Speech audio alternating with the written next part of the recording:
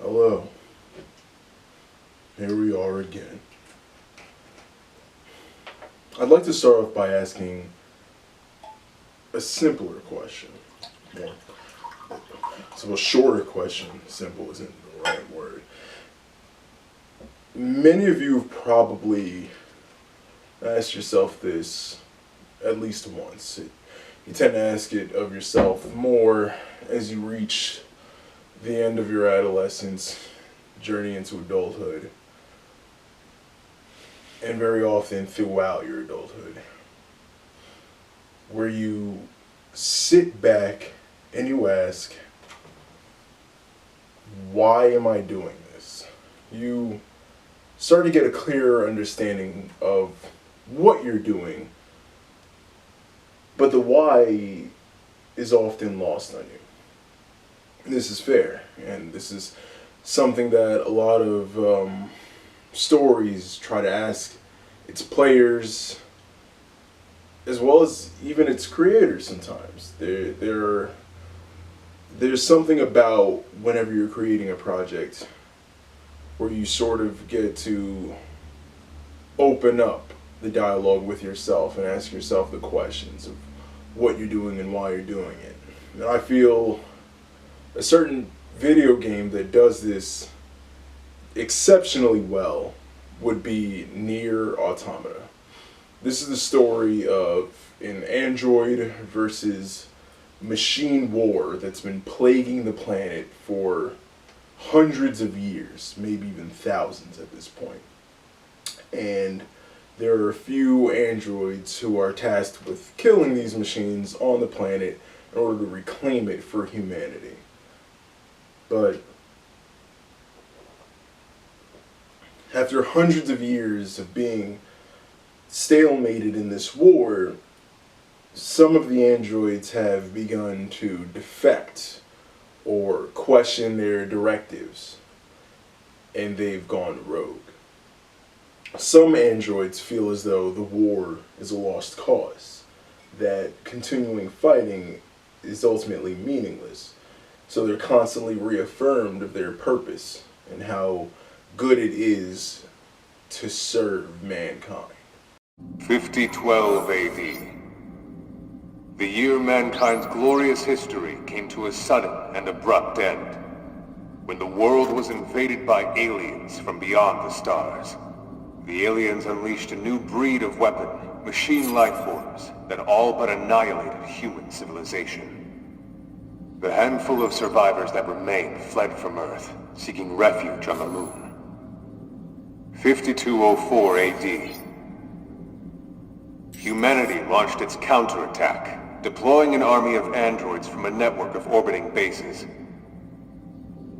But after more than a dozen large-scale descents upon the enemy, we still haven't managed to repel the invaders. That is why you, the Yorha forces, exist. To break this stalemate, once and for all. You are our ultimate weapon, and you must put an end to this war. Understood, sir. I wish you good hunting. Glory to mankind! Glory to mankind! Glory to mankind. And there are some who are more or less understanding of their position, but want to do more in life. They feel as though their pseudo-immortality is wasted on constant battle, that they'd rather explore this now virtually unlimited wasteland that they have at their disposal. And we follow 3 of those stories throughout this game.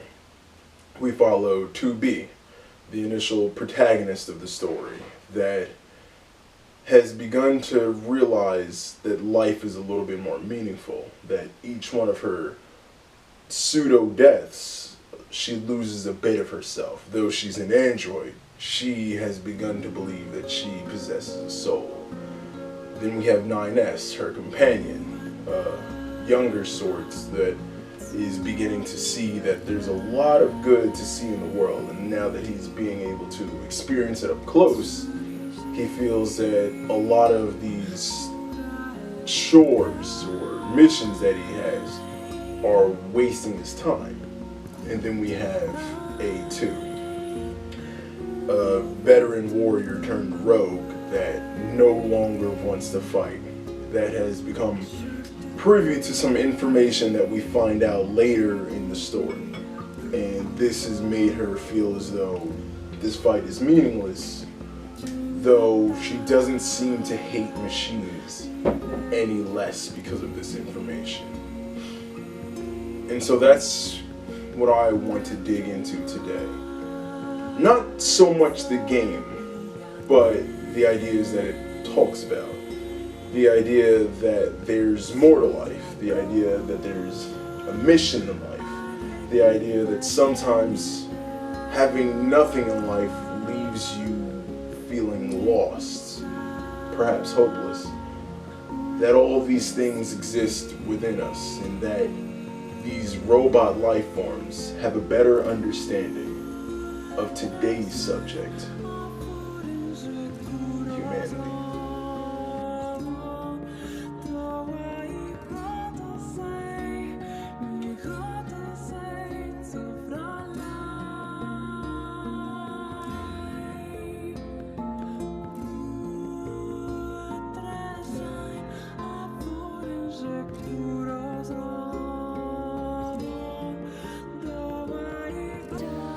So, as per usual, I ask of you to silence your phones, maybe pour yourself a nice drink, I know I have mine, and we can dig deep into the stories of these three. The one who's lost her reason in life, the one who believes that life should be cherished, and the one who believes that there's a lot more than what they've experienced. And I hope that you learn what I was able to learn from this. Cheers.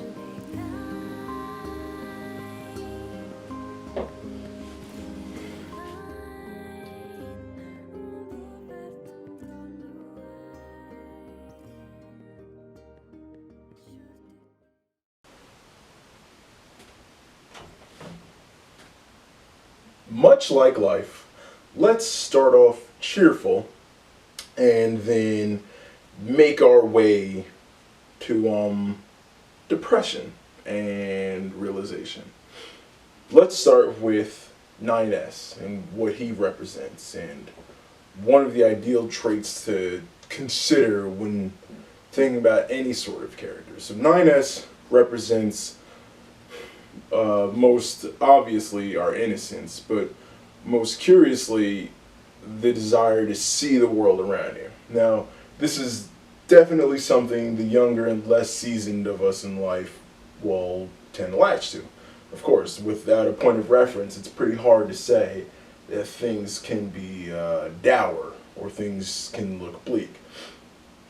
But 9S's explorative nature is because of how much he does not remember. So in this world, these characters can die, but as they are machines, their minds, as it were, are backed up to a network. So they can constantly come back and come back.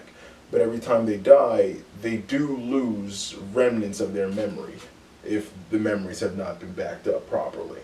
So he is someone who has lost his memories a number of times. How many times is not told to the players, but we do know, based on 2B's reactions and how she feels at the end of the first round of the game, that he has lost enough to where everything can still be surprising or uplifting to him.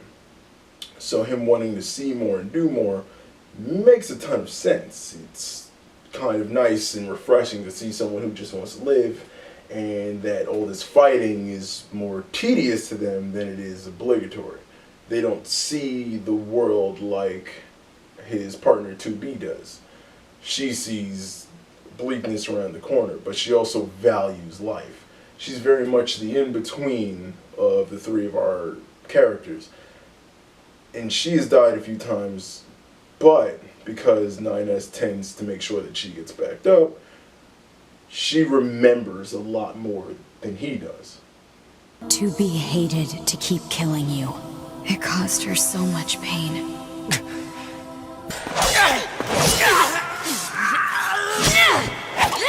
Take care of 9S. 2B. And this causes a bit of isolation.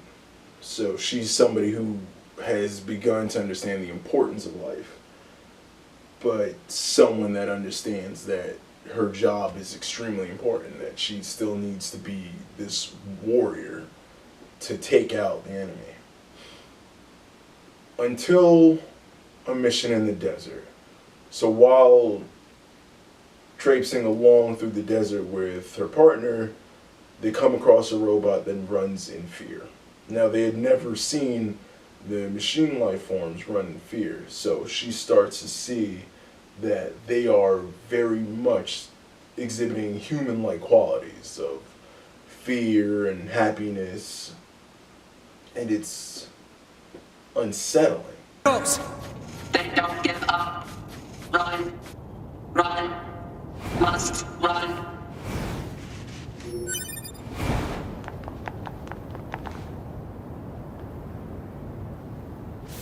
Multiple machines detected ahead. But what's with these android bodies? Stay focused.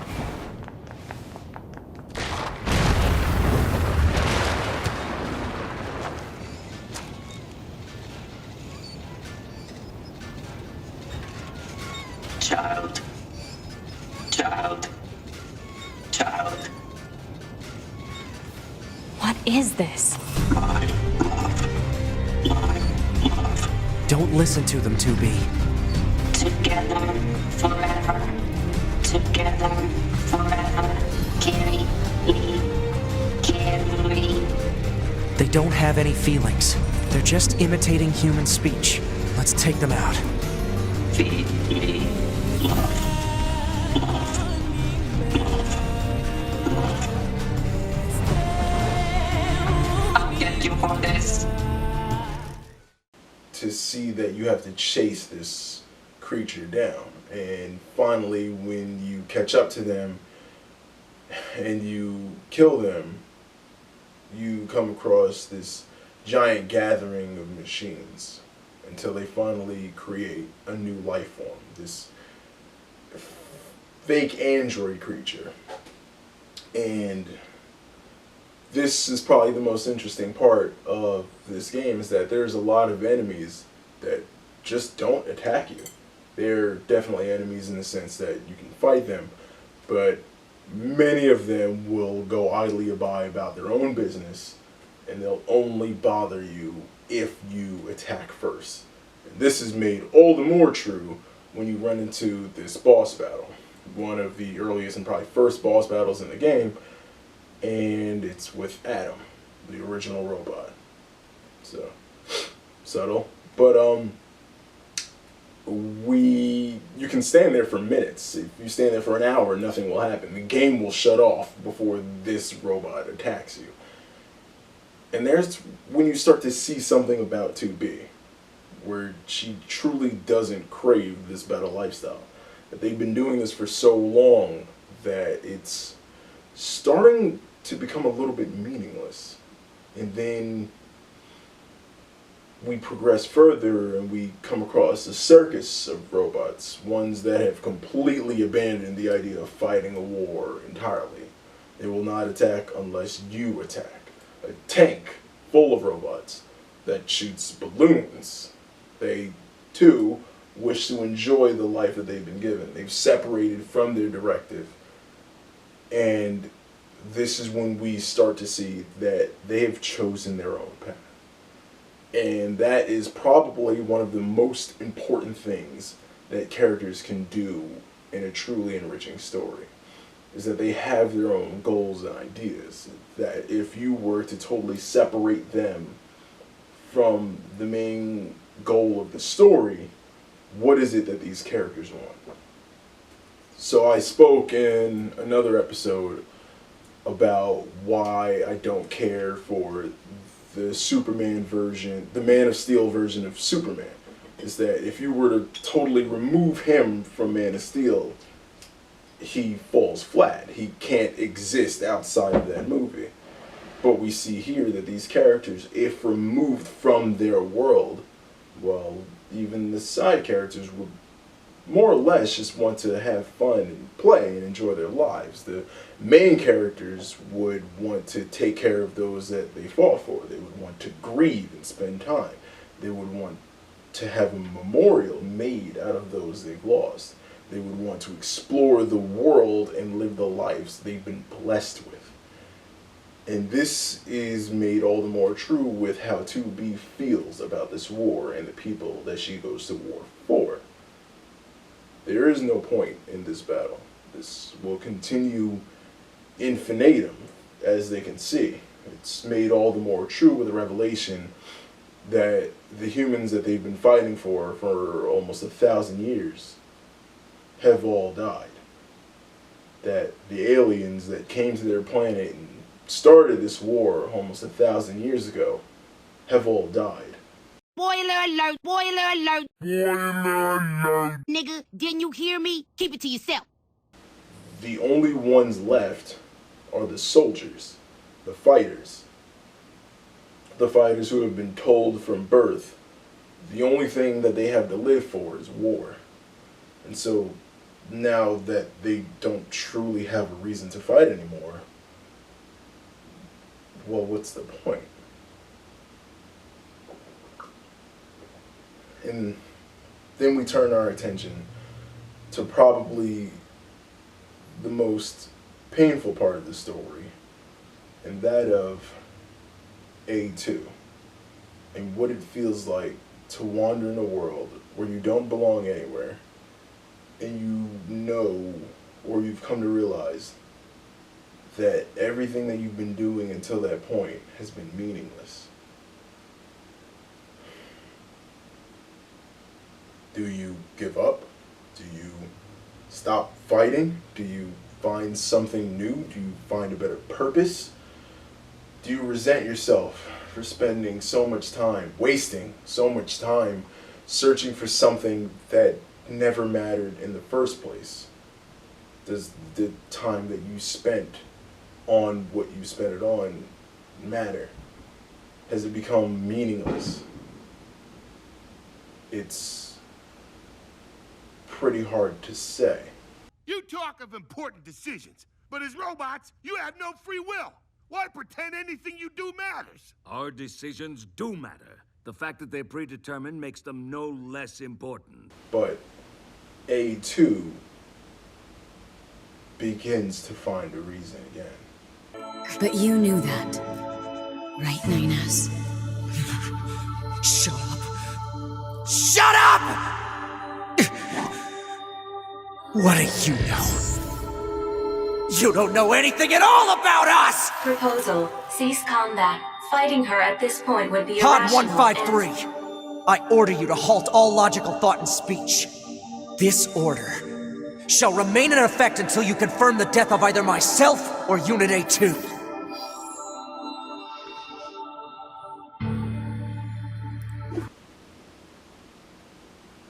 The first time we meet this rogue, A2, it's after she's killed a robot, a childlike robot that is meant to be the new king of a kingdom of robots that has gone to war with everything they've seen. Everyone is invader.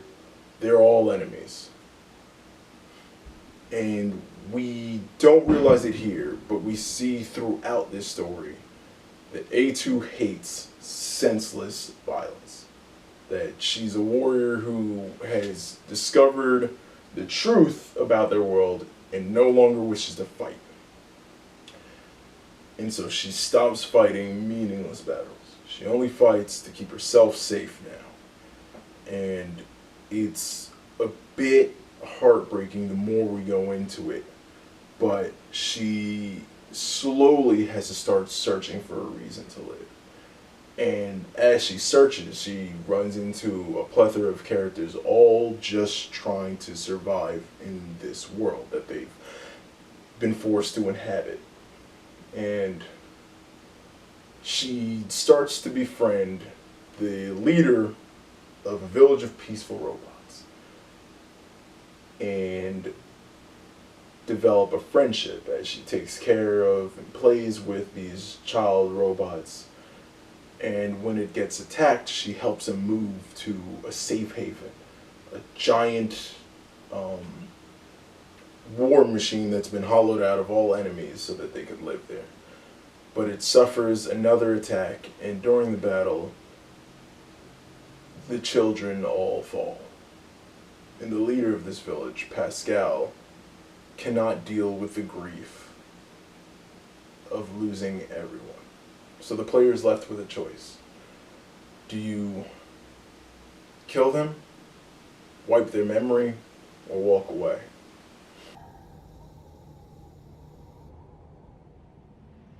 Their own cores? They killed themselves. How? How could this happen?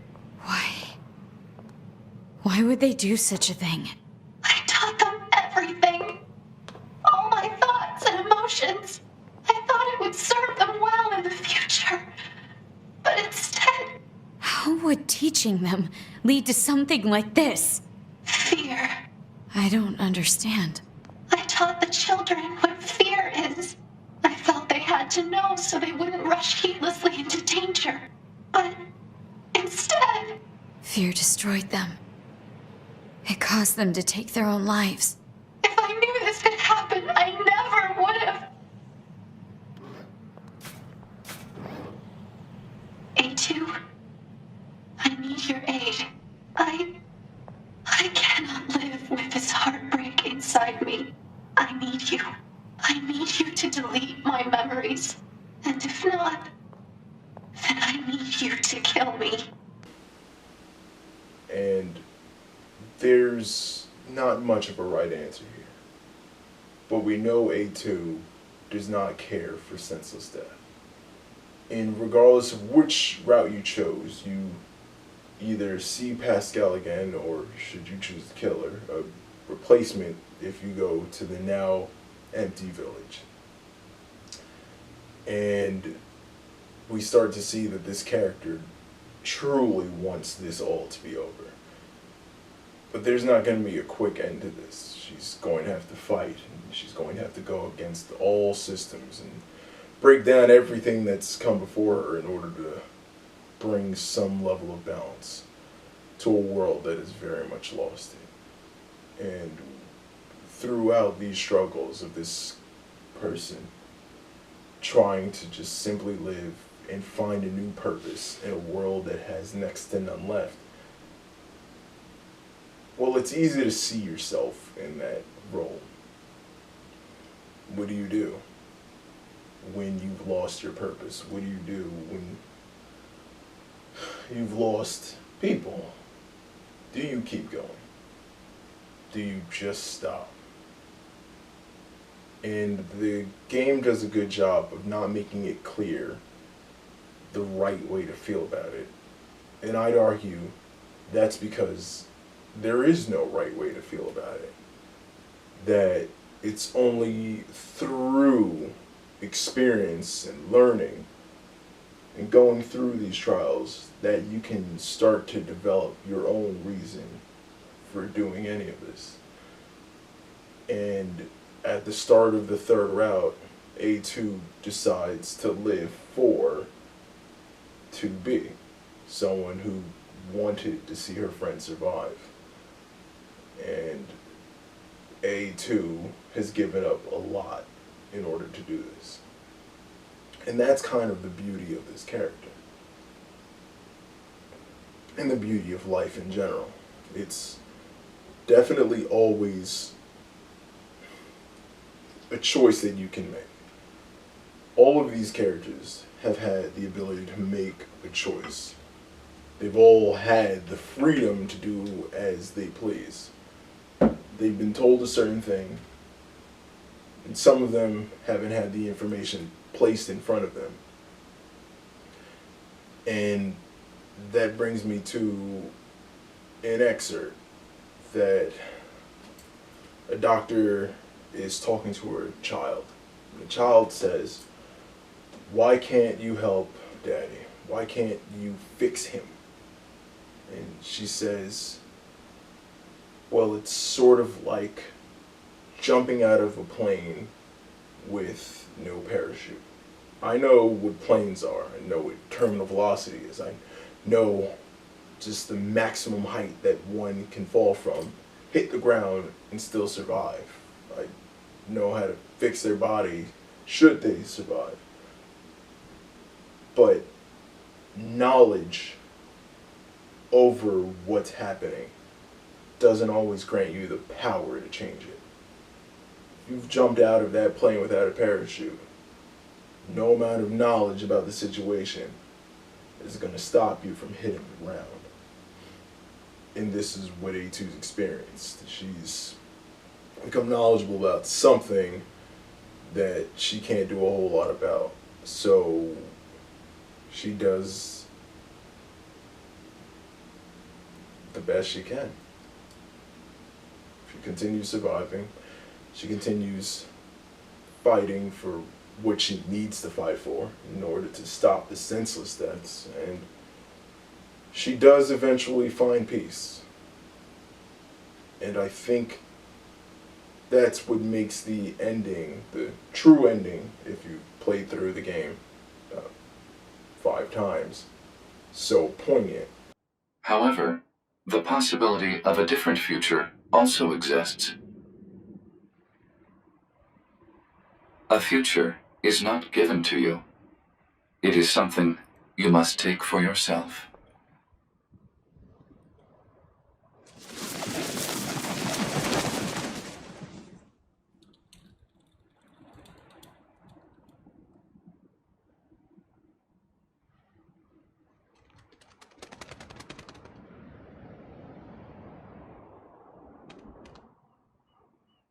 Is that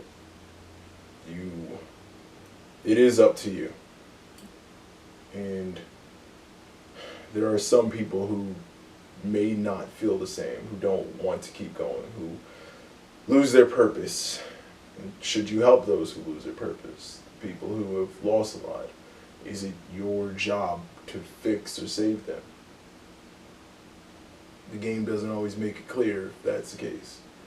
But these characters definitely always have the choice of if they want to save or if they want to do more. I think that is the core of what the game was trying to do. It was trying to explore what it truly means to be alive, what it truly means to care about something and to go for an ideal, to fight for something, to lose someone or something, to persevere regardless, to feel hopelessness when you have lost, but to feel hopeful when you realize there's still a chance to continue. I think that this story of Nier Automata perfectly encapsulates what it means to be human. I think that these robots have fully understood exactly what humanity is. I never quite realized how beautiful this world is. And so that's it for this episode. I'm glad that I was able to keep it a little bit shorter than most of them. And I feel like this is the sort of story that needs to be more experienced than talked about. So that's why I didn't dive too deep into exactly what occurs in the story. But although there are a few spoilers, I guess. 8-year-old game, sorry guys. And what it is, to be human, to really humanize these machines, and it's kind of beautiful. That and the music absolutely fucking slaps.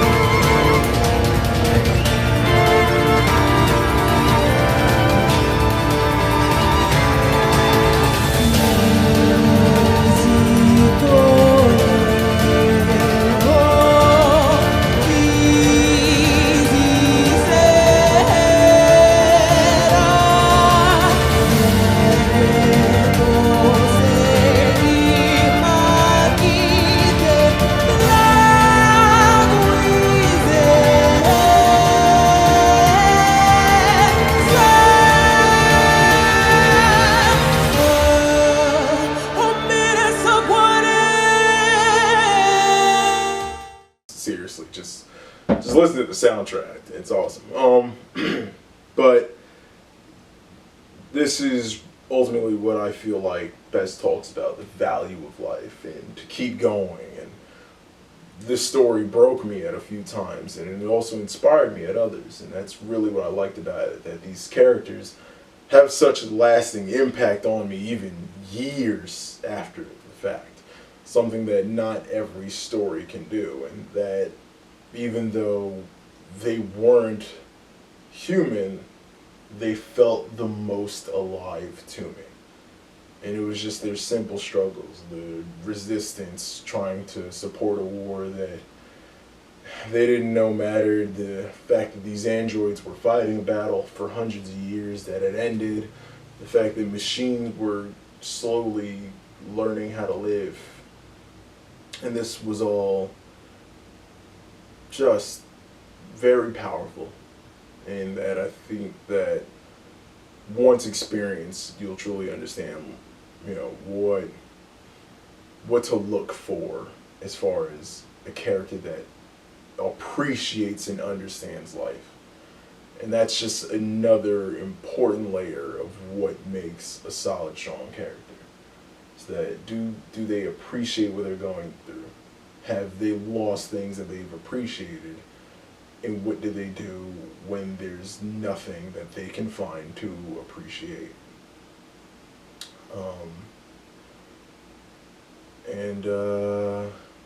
Yeah. I always try to end these on some sort of nice or funny note, just because I do talk about some harder hitting subjects, but I know what it feels like to have lost kind of your like purpose or lot in life, to have not understand exactly where you're going. 20s are a very roller coastery set of years for a lot of people, and to see these characters kind of fight and struggle and relearn what's important and what isn't important, to lose it all, to truly come to terms with their immortality and sometimes, or in some respects, mortality. I feel like we can all resonate a little bit with that, and with the actual insanity that is the year 2020. I feel like relearning why you should care, or, you know, rediscovering purposes in life is important. And it's not something you're gonna see in a post online, or it's not something you're gonna find by just waiting for it to happen. You do need to be a little proactive, and a lesson could be learned in losing and relearning what it truly means to be human. So I hope all of you out there, if you've lost a reason to move forward, that you can find it again. If you've lost someone that has helped you push past, I hope you can find that within yourselves. And if you're unsure what exactly is the value or meaning in your life, know that not having a direction doesn't make it meaningless. The fact that you've been told what to do and you've been following that doesn't make your decisions less important. And if you've already found the reason and you're not sure of where to go next, doesn't mean that you haven't been doing good enough. I hope that this message finds you well, and I hope that you can truly appreciate yourself as well as what it is this story was trying to tell. And the importance of just being human. So with that, you can turn back your phones on. You can finish up that last drink or sip on it slow. It's a nice little city glass. City thing. City website. New York City. I don't know. Until next time. Stay human. Beep boop. That's a little robot human. Arigato, Mr. Roboto. Doo-dee-dee-dee-dee-dee-boo. Pod 153 to player. Please respond to this query. Do you, faithful player, have anything you would like to say to other players who are suffering because they cannot finish Nier Automata?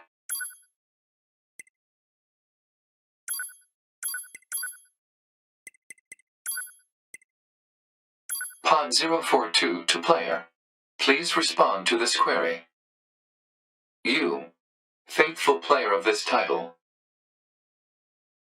have lost your life multiple times to make it this far. You have faced crushing hardship and suffered greatly for it. Do you have any interest in helping the weak? Selecting this option enables you to save someone somewhere in the world. However, in exchange, you will lose all of your save data. Do you still wish to rescue someone, a total stranger, in spite of this? The person you save will be selected at random. As a result, this person, who cries out for help even as we speak, may be someone you intensely dislike. Do you still wish to help? You worked so hard to unlock debug mode and chapter select, but they will no longer be available to you. Do you still wish to help? You may not receive thanks for your efforts. Some may say that your efforts are purely for show. Do you still wish to help? And you are truly sure about this? Very well. In exchange for all of your data, I will convey your will to this world.